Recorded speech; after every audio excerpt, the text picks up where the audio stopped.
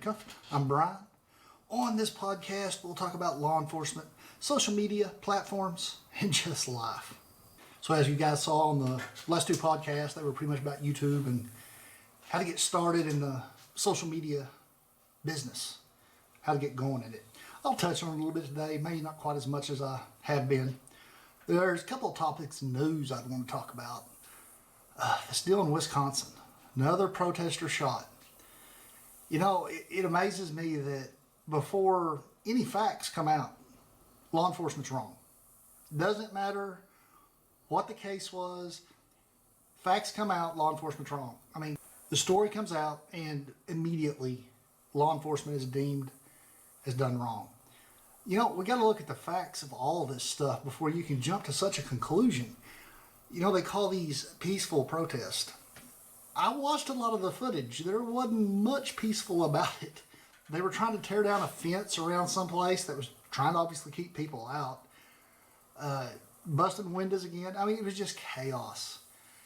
And then they're throwing stuff at police. Well, granted, throwing something at me, assuming it's not a dangerous weapon, throwing something at me probably doesn't warrant being shot. But I have no idea what this guy did. They really haven't said what he did to incite that officer to retaliate in such a way. What everybody has to understand, nobody gets in the law enforcement field to shoot people. That's the farthest thing from your brain. That's the farthest thing from what you're thinking you want to do. It's in fact just the opposite. You hope you never have to. I was very fortunate and never had to in 20 years. Now, I was in some situations where it was close. You know, I had one for sure. It was either way. I could have shot him and been fine. I just chose not to, and it worked out. You know, it's one of those iffy deals. And judgment-wise, if I was to go back and face that again today, would I do it the same way? I don't know. Don't know. I mean, it was that close that the guy was holding a knife, and he was within like 15 feet of me. And they've proven that somebody that knows how to use the knife can cover 21 feet before you can draw your gun and discharge accurately. So, I don't know who this guy is. I know they'd been knife fighting out in the bar ditch when I got there. I just chose not to shoot. My point being, I mean, I don't know what this officer in Wisconsin was presented with. Was the protester coming at him with a bat? Did he have a weapon of some sort? Did the officer feel threatened? And if he did, I mean, if you're in reasonable fear for your life, you've got to do what you got to do. You got to protect yourself. I don't know. It's just the media twist all this stuff so hard, so quick, that the only story we're getting is what they want us to see. And so immediately the officer's wrong. It's just a sad, sad state of affairs right there. I'm glad I'm out of the business. I'm glad I don't have to go out and deal with that stuff anymore, because it just is getting awful lopsided the wrong way. Of course, then the next big topic happening right now, supposed to happen tonight, Hurricane Laura. You know, we had Marco come up, hit the Gulf, and it was a couple of days ago, and they really thought that they were going to hit at the same time, which would have been catastrophic. But fortunately, Marco came and slid through fairly quick. You know, broke down, didn't really hit hurricane. It was just a little tropical storm. Did a little bit of damage here and there, but nothing major. Now, Laura, this one's a big deal. I was watching earlier, and they're saying that they expect landfall as a Category 3, 145 mile an hour winds. 145 miles an hour. Insane. I mean, the damage that you're looking at there, I can't imagine. Because I know here where I live, Tornado Alley, we'll get tornadoes and, you know, they'll get up close to 100 miles an hour. Well, that does a lot of destruction. 145? I'm thinking that's probably just going to wipe some homes off the foundation. Not to mention the other big deal with hurricanes, the storm surge. When they first started talking about this, they were thinking, 5 feet, maybe, you know. Then they were back and forth. Now they're looking at somewhere between 7 and 10 foot storm surge. Well, wow. That is a full story of a house, you know, of a one story of a building, 10 foot. That's kind of average. So you're saying anybody in a one-story home at sea level is underwater, anywhere close. Scary deal. The disappointing side of it is at first they were predicting that Oklahoma would get some of the rain from this big storm coming in. Now it looks like it's going to just barely clip the very far southeast corner, and we're getting nothing. And they're expecting, like Arkansas, to be in flash flood warnings. They're expecting them to really dump the rain on it because it's supposed to go north, turn right, and head straight out to the east coast, which is unfortunate. We're a farming state, and we could use the rain. Right now, we're in a little bit of a drought, and a little bit of Hurricane Laura would go a long ways here. And my wife and I used to think we wanted to live on the coast, an ocean view, the big dream. We're not that way anymore. We deal with tornadoes here in Oklahoma, and they're very destructive. We deal with some very destructive storms, but the tornadoes, at least we pretty much can predict them, and basically all you got to do is crawl into a hidey hole and you're going to be all right. Hurricanes, you run. Because there's really no choice in the matter. You can't hide. You can hide from the actual hurricane, but if you're underground, now you're going to be getting covered up in water because the storm surge is going to follow it. Hurricanes are a whole nother animal. I was recently watching something on Netflix. It was called the 72 Most Dangerous Places to Live in the World. And it didn't go in order. It just kind of bounced around, which I wasn't happy with. I wished it would have gone either from 72 to 1 or 1 to 72 and just broke it down that way. But I mean, they'd go 20 to 35 to 10 to 60. It was crazy. I think I ended up watching 2 episodes, and they hit Tornado Alley, which is mid-Kansas, Oklahoma, northern Texas. Well, these guys are professional storm chasers, and they gave all the facts, talked about the tornadoes, how they occur, and the strength of them, what destruction's left behind. And the funniest part, after they were sitting there interviewing this guy that was a professional storm chaser, he goes, Tornado Alley is one of the most dangerous places to live in the world. He said, I don't think you could pay me to live in Oklahoma. Wow, man. There's some great PR. Yeah, everybody, don't move there. Come on. It's not as bad as it sounds. If you grow up with this stuff, you kind of learn what to watch for.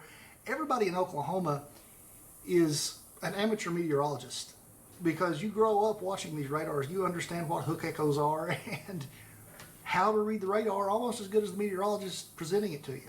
Only difference is I don't get the information that comes straight to me. So anyway, that was his parting statement was, I don't think you can pay me to live in Oklahoma. So their conclusion on this show was that Oklahoma, or Tornado Alley, but they were kind of pointing fingers at Oklahoma, is the 6th most dangerous place to live in the world, simply because of the tornadic activity. I kind of find that to be a little high.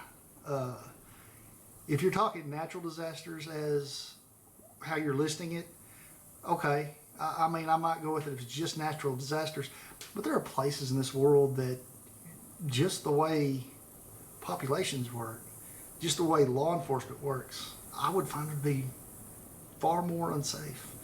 But I think all they were really pointing fingers at was the natural disaster side of things and not just the human element.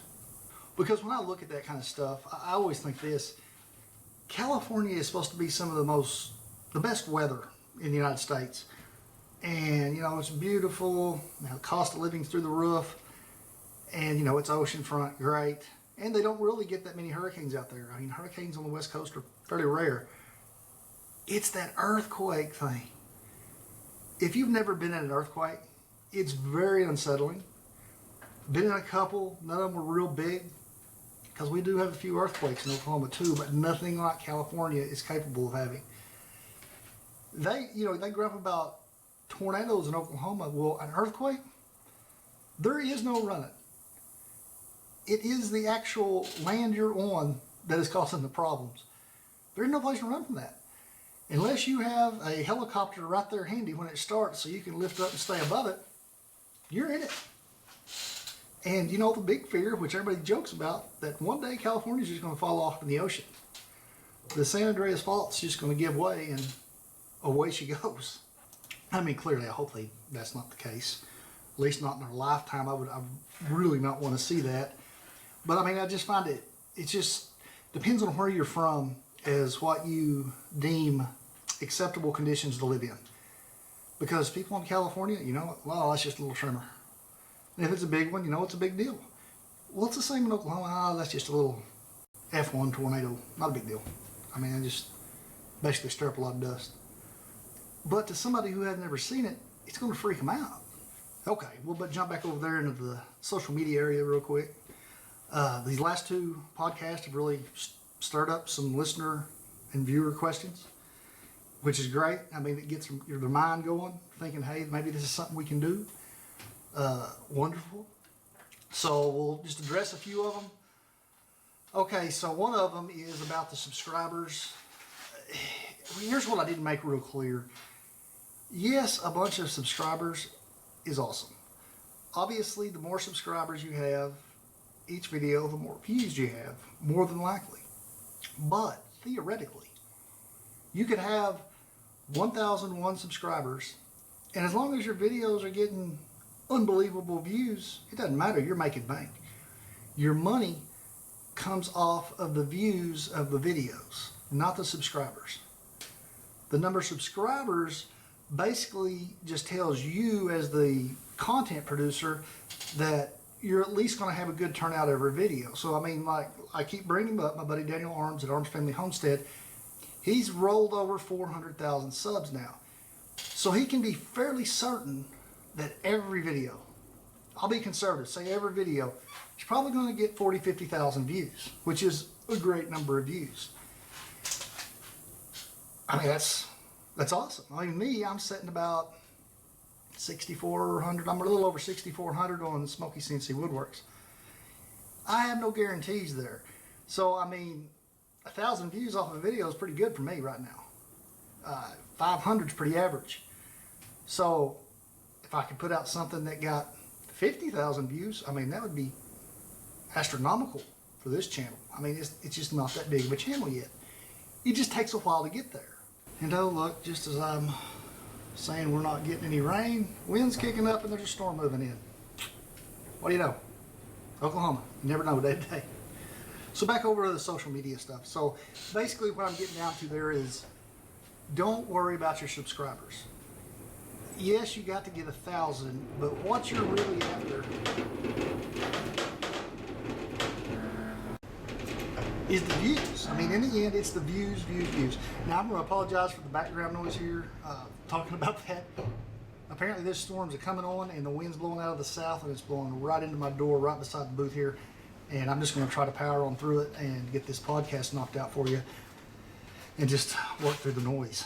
So to break it down, so next time you're on YouTube and you see a video that's got 1 million plus views, think of it this way. For every 1 million views, it's roughly $2,000. So I mean, that's kind of a rough figure. It's not exact, it's pretty close. So you know, you see a video that's got 5 million views, that video has made them $10,000 off one video. It may be over time, but now you think of it this way.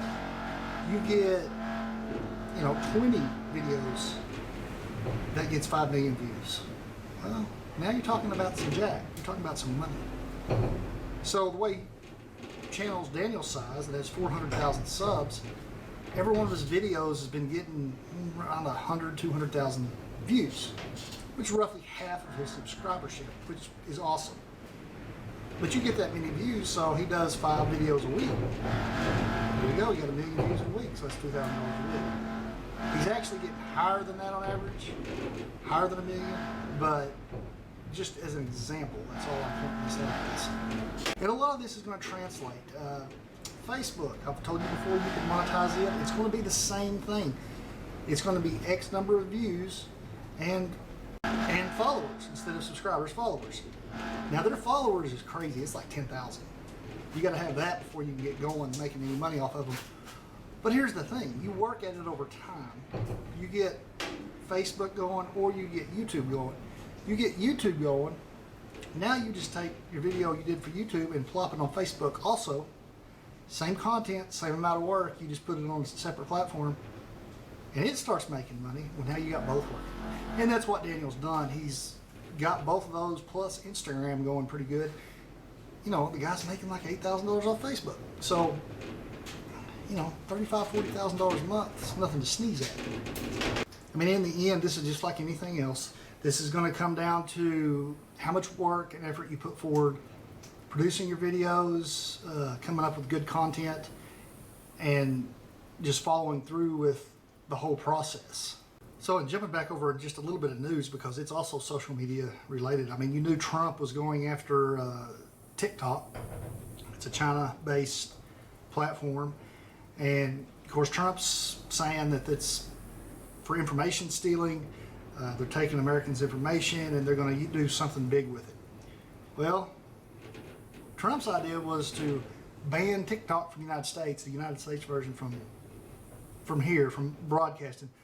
And they needed to sell that portion to basically a company of President Trump's liking. Well, lo and behold, TikTok has filed a lawsuit against the Trump administration. Saw this one coming. Because I don't know how he can, I just don't see how we can say, okay, our internet stuff can go all over the world, but yours can't. I mean, it can go everywhere but here. You know, I mean, I guess as a government, they could exclude certain things that they find to be a national security risk, but I just don't see how it is more of one than, say, Facebook or YouTube, Instagram, any of them. I don't see how it's more of a threat. Twitter, I don't know. I'm just confused by that. I guess I probably don't know all the facts, which is many times the case.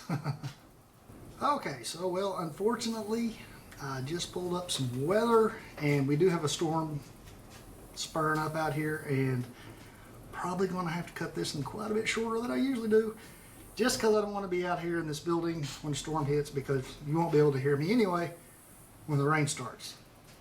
So guys, that's going to be it for this one. If y'all haven't done so yet, run over and check me out at Smokey CNC Woodworks. I do a lot of woodworking, obviously, CNC work, obviously, and I make some really cool things. And if you hadn't checked me out on all the things I'm on here on Smokey Uncuffed, I've got a website of the same name. I'm on YouTube, and you can find me on just about any podcast platform you want to listen to. So guys, that's going to be it for today. If you haven't done so yet, please subscribe, and I'll see y'all and hear y'all next time.